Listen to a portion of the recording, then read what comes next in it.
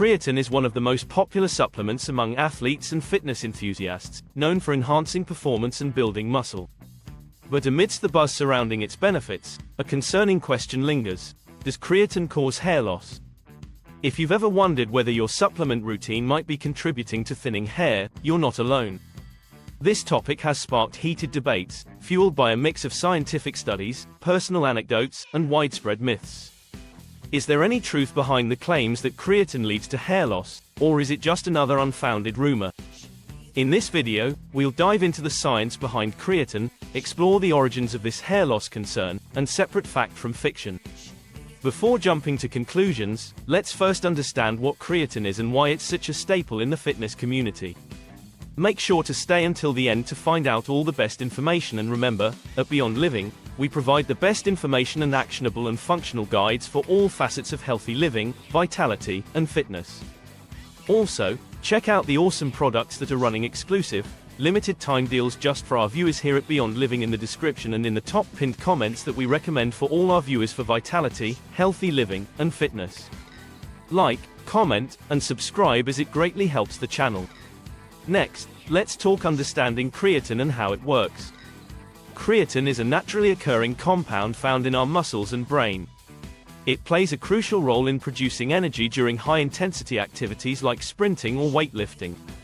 About 95% of the body's creatine is stored in the muscles, where it's used to regenerate adenosine triphosphate, ATP, the primary energy carrier in cells.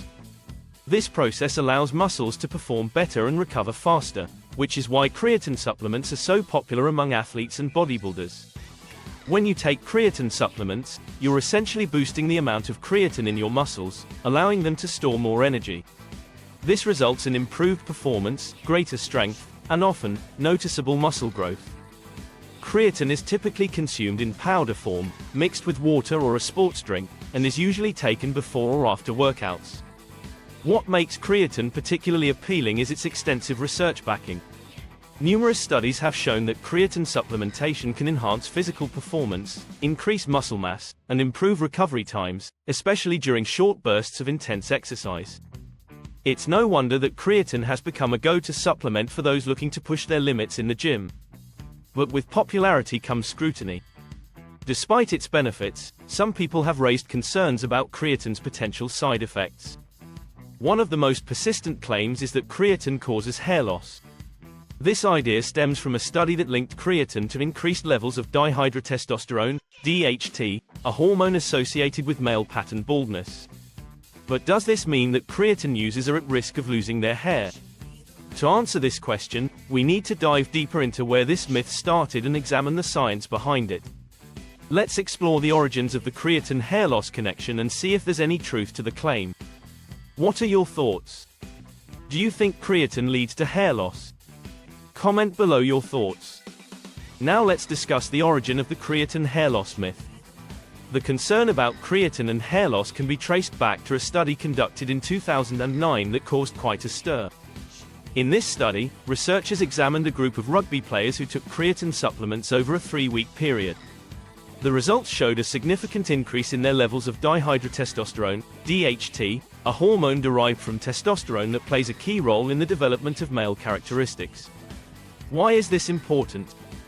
DHT is known to contribute to hair loss, particularly in individuals predisposed to male pattern baldness. It can bind to hair follicles, shrinking them and eventually leading to thinning hair or baldness over time. When the 2009 study linked creatine to higher DHT levels, it sparked concerns that creatine supplementation might accelerate hair loss. However, it's essential to understand the limitations of this study. First, the sample size was relatively small, involving just a handful of athletes. Second, the study only measured DHT levels and did not directly observe any instances of hair loss in the participants. This means that while there was a correlation between creatine use and increased DHT, no direct evidence was found to prove that creatine causes hair loss. Additionally, the study didn't account for other factors that could influence DHT levels, such as genetics, diet, or stress. This has led to widespread misinterpretation and the perpetuation of the myth that creatine causes hair loss. So, does this mean creatine users should be worried? To answer this, we need to delve into more recent research and expert opinions on the subject. In the next section, we'll explore what current science says about creatine, DHT, and hair loss, shedding light on whether these concerns hold any merit. Are you familiar with this study? What are your thoughts? Since the 2009 study, scientists have conducted more research to determine whether creatine truly has any impact on hair loss. The good news is that the majority of these studies have found no direct link between creatine supplementation and increased hair loss. While the 2009 study did report higher levels of DHT in participants, it's important to remember that DHT itself is not the sole cause of hair loss. Genetics play a much larger role in determining whether someone will experience baldness. More recent studies have expanded on these findings by looking at a broader range of participants, including those who are not predisposed to male pattern baldness.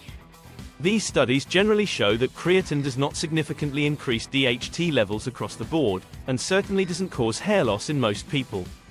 In fact, many experts now agree that the concern over creatine-induced hair loss may be exaggerated.